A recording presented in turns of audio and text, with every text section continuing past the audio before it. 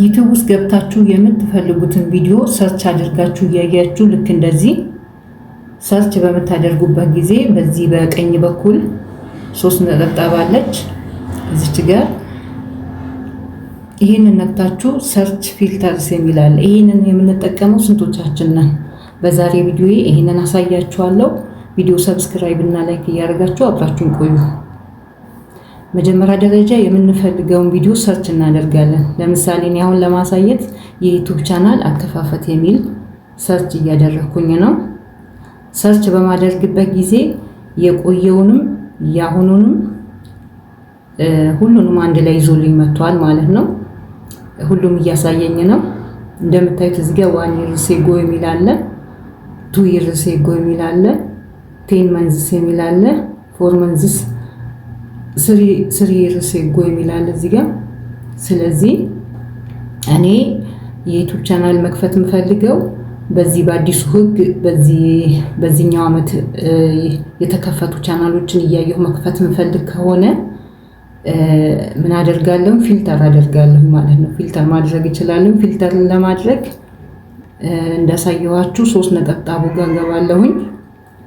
እዚህ ጋር 3 ነጠብጣቡ ጋር ገባለሁኝ። ሰርች ፊልተርስ የሚል አለ። እሱን ስነካ እንደምታዩት ሰርች ፊልተር ማድረግ ትችላላችሁ። ታይፑ ምን አይነት ይሁን የሚል አለ።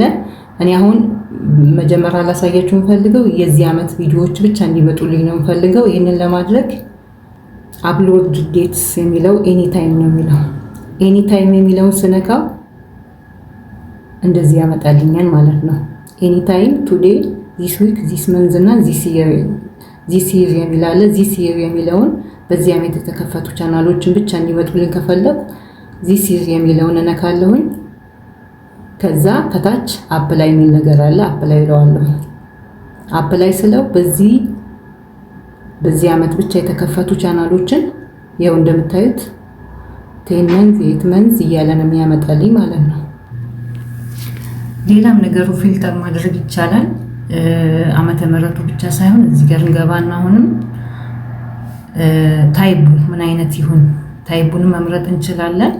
ኦል ታይፕ ይሁን፣ ቪዲዮ ብቻ ይሁን ወይ ሾርት ቪዲዮ ብቻ ይሁን፣ ቻናል ብቻ ይሁን፣ ፕሌሊስት ይሁን፣ ሙቪስ ይሁን የሚለውን ይሄንንም ማስተካከል ትችላላችሁ። እኔ ግን ሁሉም እንዲሆን ስለምፈልግ ኦል የሚለውን መርጫለሁኝ።